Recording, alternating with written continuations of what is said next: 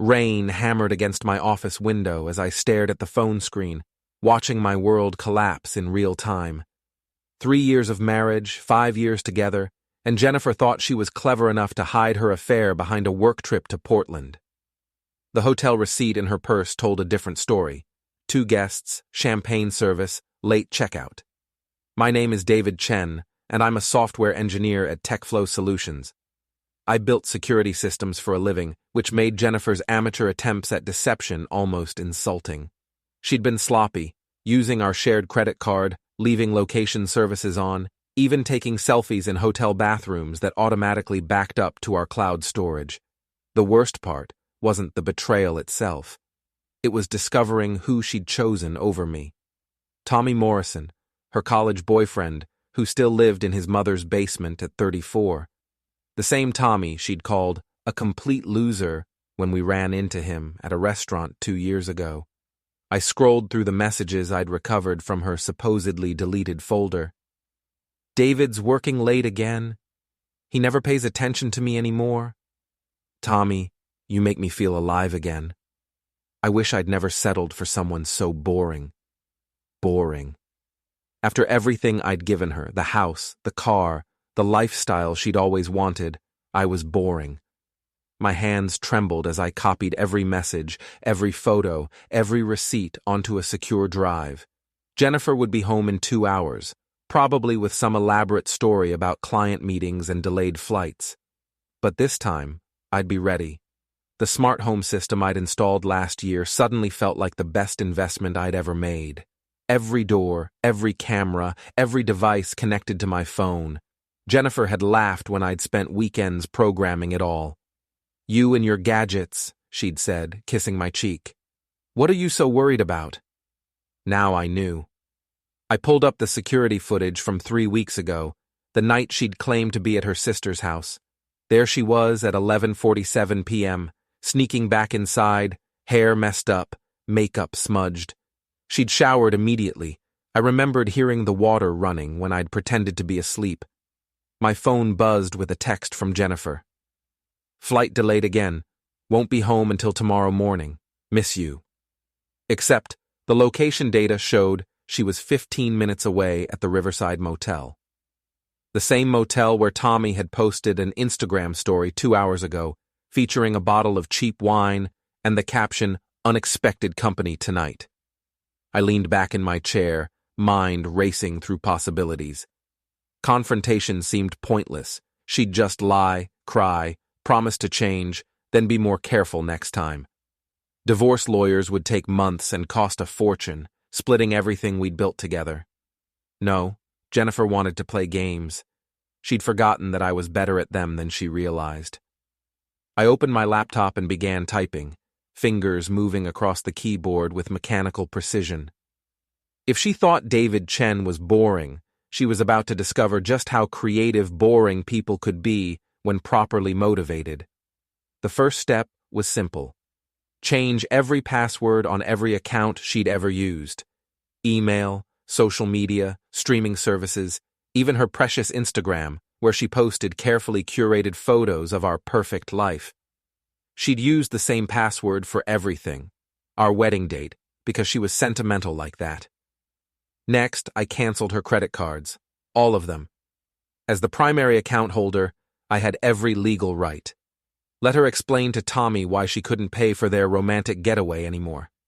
Before we dive deeper into this story, I have one small request.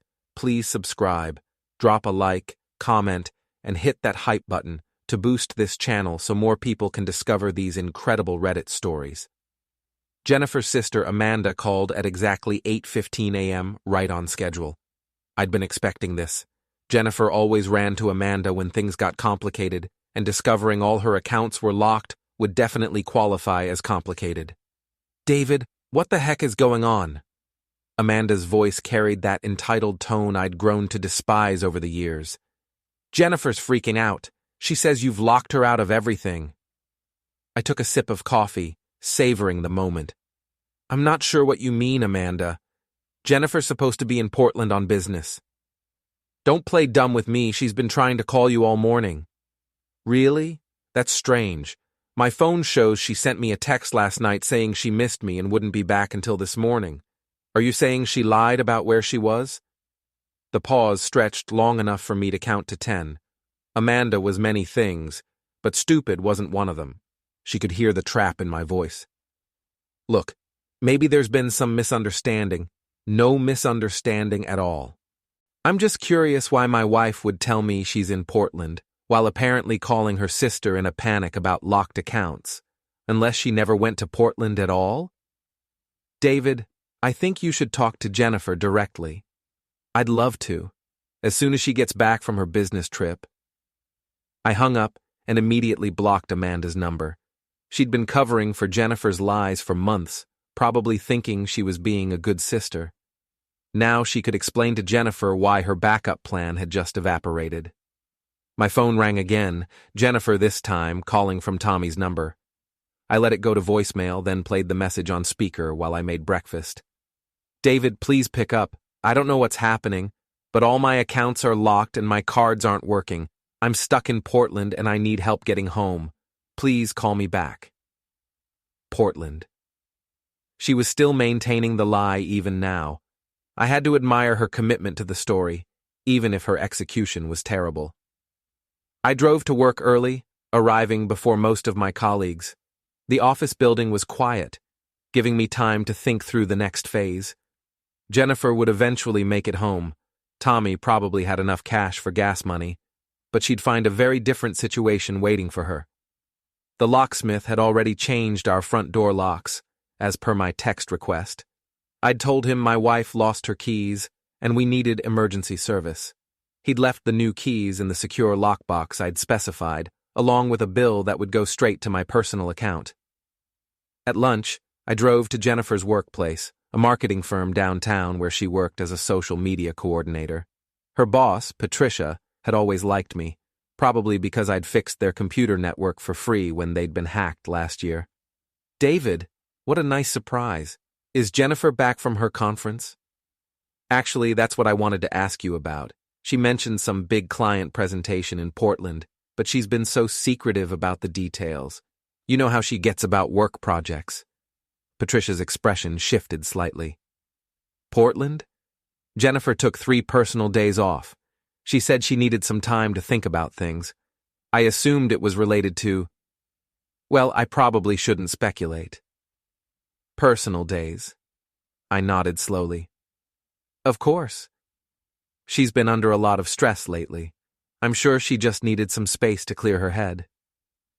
Is everything okay between you two?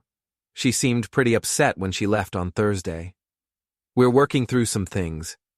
Thanks for asking, Patricia. I should let you get back to work. I walked back to my car with Patricia's words echoing in my head. Jennifer had taken personal days, which meant she'd been planning this Portland lie for at least a week. The level of premeditation made everything worse somehow. My phone buzzed with another text from Tommy's number. David, this is ridiculous. I'm coming home whether you want me to or not. We need to talk. I typed back quickly. Looking forward to it. I'll be home by 6. Then I made one more stop. The storage facility across town where I'd rented a unit the previous week. The moving truck I'd hired was already there, along with 3 workers who didn't ask questions as long as they got paid in cash. Everything in the master bedroom and her office, I told them, handing over the house keys. Clothes, jewelry, personal items, electronics. Leave the furniture but take everything that's obviously hers. What about shared stuff? The crew chief asked. If you're not sure, leave it. I only want things that clearly belong to her.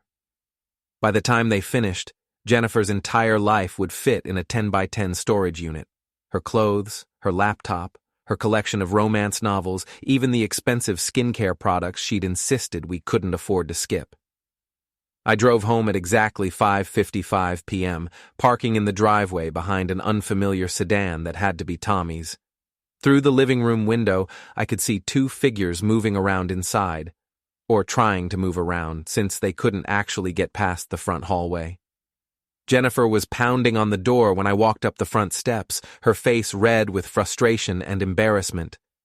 Tommy stood behind her, looking exactly like the loser she'd once claimed he was. Unwashed hair, wrinkled clothes, and the defeated posture of someone who'd never quite figured out how to be an adult. "David, thank God," Jennifer said, spinning around as I approached. "The locks are broken or something. I can't get inside." I pulled out my keys slowly, making a show of examining them. "That's weird. They seem to be working fine for me." "What are you talking about? I've been trying for 20 minutes. Maybe you're using the wrong key, or maybe you're at the wrong house. Happens all the time when people are confused about where they're supposed to be." Tommy stepped forward, puffing out his chest in what I assumed was meant to be intimidating. "Look, man, we don't want any trouble. Jennifer just needs to get her stuff." "Her stuff?" I unlocked the door and stepped inside, leaving them on the porch. "What stuff would that be, Tommy?" Jennifer pushed past me into the hallway, then stopped short.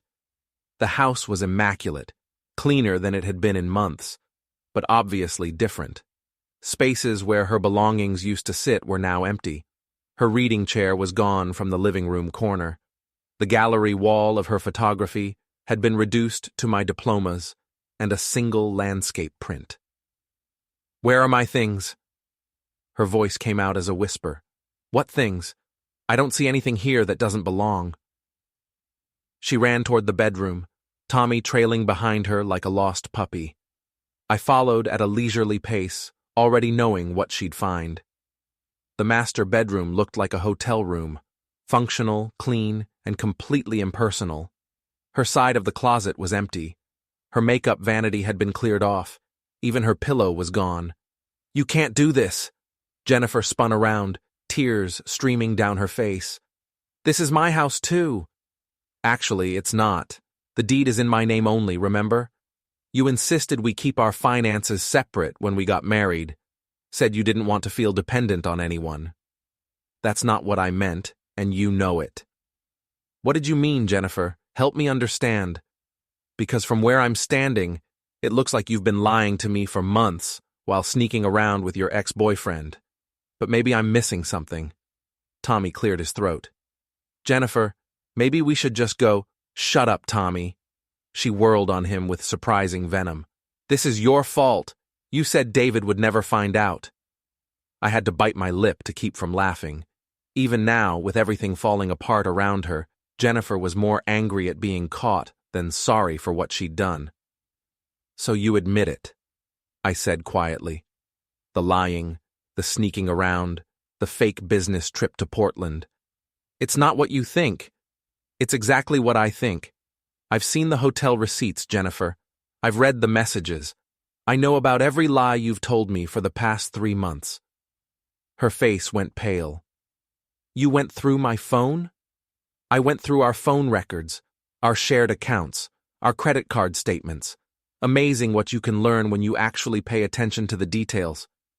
Tommy was edging toward the door, clearly realizing this situation was beyond his ability to handle. Jennifer caught his movement and grabbed his arm. "Don't you dare leave me here to deal with this alone." "I'm not leaving," he said, but his voice lacked conviction. "I just think maybe we should call someone, a lawyer or something." "A lawyer?" I nodded thoughtfully. "That's actually not a bad idea. I've already spoken to mine. Turns out adultery still matters in this state, especially when it comes to property division and spousal support." Jennifer's grip on Tommy's arm tightened. "You're bluffing." "Am I? Want to test that theory? Because I've got documentation of every lie, every secret meeting, every dollar you spent on your affair. Hotel rooms, dinners, even that weekend getaway to the lake you claimed was a work retreat." "This is insane," Tommy muttered. "Jennifer, let's just go. You can stay at my place until we figure this out." "Your place?" Jennifer's voice cracked. "You mean your mother's basement?" The look that passed between them told me everything I needed to know. Reality was setting in for Jennifer. She'd traded a comfortable life for a fantasy that was already crumbling under the weight of actual consequences. "Here's what's going to happen," I said, walking to the kitchen and pulling out a folder I'd prepared. "Your belongings are in storage unit 247 at Secure Space on Maple Street. The key is in this envelope, along with the address and your access code. Jennifer snatched the envelope, her hands shaking. You can't just throw me out. I'm not throwing you out. You left. I'm just making it official. I never left. I went on a business trip. To Portland. For a conference that doesn't exist. With a company that has no record of sending you anywhere. I pulled out my phone and scrolled to the screenshots I'd taken. Want to see the email from your boss confirming you took personal days? Tommy was looking increasingly uncomfortable, shifting his weight from foot to foot. Jennifer, maybe you should what, Tommy? Take care of me? With what money? Your part-time job at the music store? The contempt in her voice was unmistakable. Even now, even after everything, Jennifer couldn't hide her disappointment in the choice she'd made. She'd wanted excitement, adventure, something different from her boring husband. Instead, she'd gotten Tommy Morrison, who was exactly the same loser he'd been in college. I can get a better job, Tommy said defensively. I've got some leads. You've had leads for 15 years, Jennifer snapped. When are you going to actually follow through on something? I almost felt sorry for him. Almost. Instead, I opened the folder and pulled out a sheet of paper. This is a restraining order, I said calmly. Temporary, but it'll become permanent if either of you comes back here or contacts me again. Jennifer, you have 30 days to remove your belongings from storage. After that, I'll donate everything to charity. You can't do this, she whispered. I love you. No, you don't. You love the life I provided. The house, the security, the comfort. But you don't love me. And honestly, I'm not sure you ever did. Jennifer's face crumpled, and for a moment, she looked like the woman I'd married. Vulnerable, uncertain, human. Then Tommy put his hand on her shoulder, and the moment passed. Come on, Jen. We don't need this. We'll figure something out. She shrugged away from his touch. Don't call me Jen, I hate that. They left together, but I could hear them arguing in the driveway. Tommy's car wouldn't start. It sounded like a battery problem, and Jennifer's frustrated cursing carried through the closed windows. Eventually, they managed to get it running and drove away, leaving behind only the echo of their dysfunction. I poured myself a drink and sat in my empty living room, finally allowing myself to feel the weight of what had just happened. 3 years of marriage over in less than an hour. 5 years together, reduced to a storage unit and a restraining order. My phone rang, Amanda again, calling from a different number. I let it go to voicemail, then deleted the message without listening to it. Whatever Jennifer's sister had to say, I wasn't interested in hearing it. The house felt different now. Cleaner, somehow. Quieter. For the first time in months, I didn't have to wonder where Jennifer really was or what lies she might be telling. The uncertainty was over, replaced by something that felt surprisingly like relief. I pulled out my laptop and began typing an email to my lawyer, confirming that everything had gone according to plan. Tomorrow, I'd start the divorce paperwork. Next week, I'd probably have to deal with Jennifer's inevitable attempts to negotiate or reconcile. But tonight, for the first time in months, I was exactly where I belonged, in my own house, with my own thoughts, free from the exhausting work of pretending I didn't know I was being betrayed. Outside, it started to rain again, washing away the last traces of Jennifer's presence in my driveway. I closed my laptop and went to bed early, sleeping better than I had in years. The boring husband had won.